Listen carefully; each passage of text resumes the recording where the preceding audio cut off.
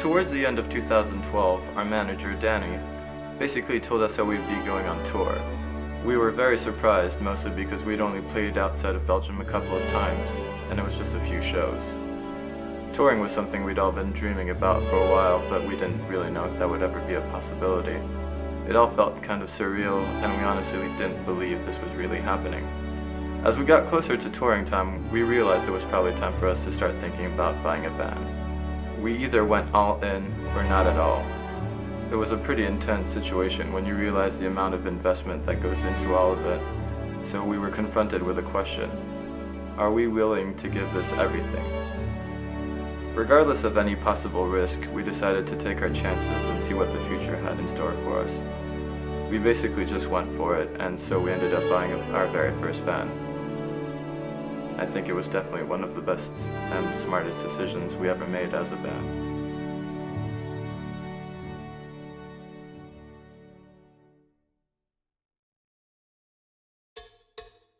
We scrambled for the money we needed to make this happen. We've always been lucky to have close friends behind us from the beginning of this band, and in this case we were very fortunate to have our friend and roadie, Seb, as well as his parents, contribute to the funds we needed to buy the van.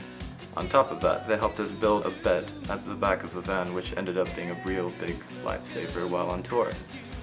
And for that, we can't thank them enough for everything they've given us. The same goes for Bert. His presence made our lives a lot easier, and he saved our asses during shows on more than one account. We were definitely glad to have him back in the team for the ride. In the end, this means more to us than just a band, it's our family, and we all stick together. It's a hard thing to find, but it's a beautiful thing to have. The first tour we did was with a band called Violet from the UK.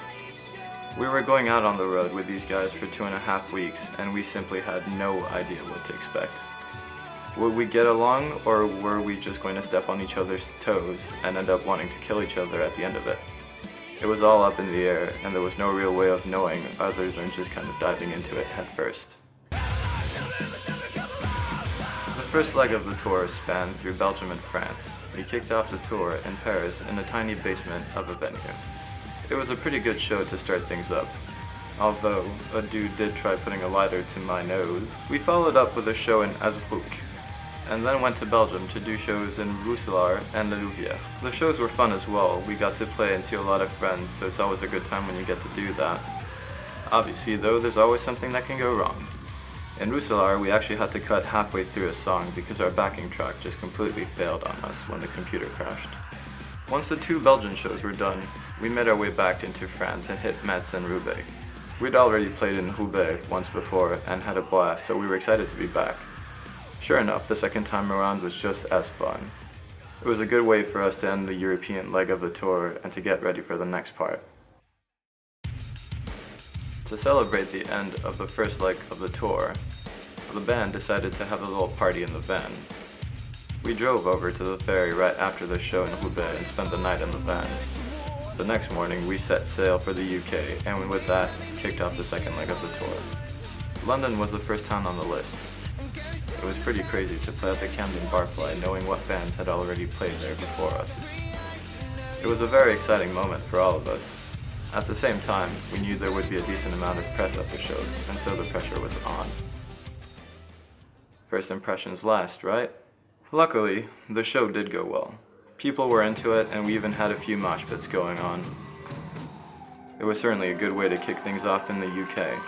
After the show, we hung out a bit, had a few drinks with people at the bar, and just had a few laughs. We also got to help Violet out as they were having issues with their van. That night, a very kind soul by the name of Andy took us in and let us stay at his place. Pussy, pussy, pussy. The next morning, we had a customary English breakfast, and then drove off to Northampton for show number 2. We did a little bit of sightseeing in town, and mostly took the time to repair all our gear that was starting to fall to pieces from all the heavy abuse that they'd been experiencing over the last few days. Lots of sweet hangouts were had with Violet as well, with whom at this point we'd become pretty close with. This guy's a bit of an arsehole, but... he is my worst enemy. We Yeah. have to fight before the end of the tour. Yeah. Well, so We have a bet actually. that's going On a more serious note, tour's going well. We're in Yeah. Northampton. Mm. It's going to be a busy show. UK leg. Yeah. Don't speak too fast. We don't know if it's gonna.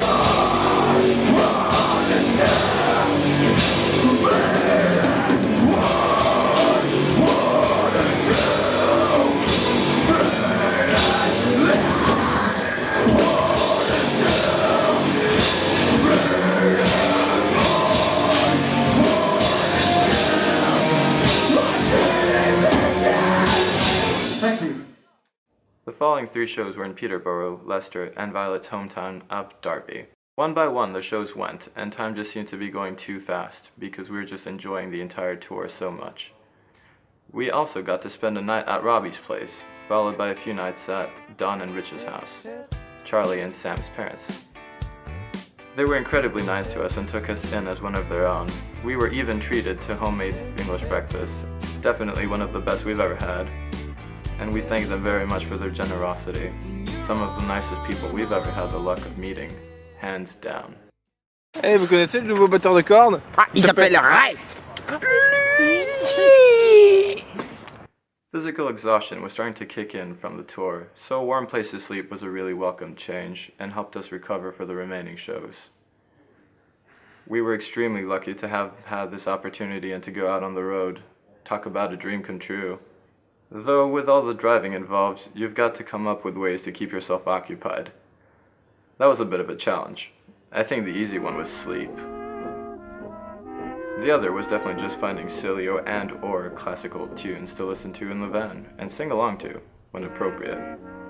At the risk of making a fool out of yourself if the choice was overly ridiculous. Trying to get people to flash you their boobs was also a pretty good one, though it never really worked. Finally, the best way was probably finding ways to annoy each other. In Derby, we also ended up getting tattooed. It was kind of an accident. We also went out after the Derby show to celebrate Liam's 25th birthday. We were extremely happy to have an off day because the following morning was not one of the glorious kind. As sure as the sun is to rise, the final day of tour with Violet had come. With a bittersweet feeling, we proceeded to Newcastle for the final show. It was a little unsettling since we saw about 7 different car crashes on our way up. Combine that to the bittersweet feeling we were already experiencing and you get a very weird day. As we played our set that night, we decided to rename each one of our songs to the names of one of the boys from Violet. It was a sad moment watching them play their set for the last time, and the goodbyes at the end of the night were just as sad. So guys, that's it. This is the end of the tour. Yeah. Jordan, how the tour went? It would have been good if we weren't with Now Voyager. I'm sorry. He made me do it. That was it. Officially, the tour with Violet was over, and we were left with a lot of priceless memories and crazy experiences. With that, we still had 2 shows to play, although this time with a band called Housefires. We played Basingstoke for the 2nd time, and the last show was in Guildford. Guildford was an awesome show to end the tour with a great crowd and a lot of energy. We definitely had a lot of fun, and we would like to give a special shout out to the boys in Housefires for being a bunch of cool dudes and very awesome musicians. On a more serious note, it's absolutely amazing to be able to travel with your best friends and play music. You just get to see all these incredible sceneries and to meet so many different people. You can't help but feel humbled by the whole experience and realize just how lucky you are to be in that position.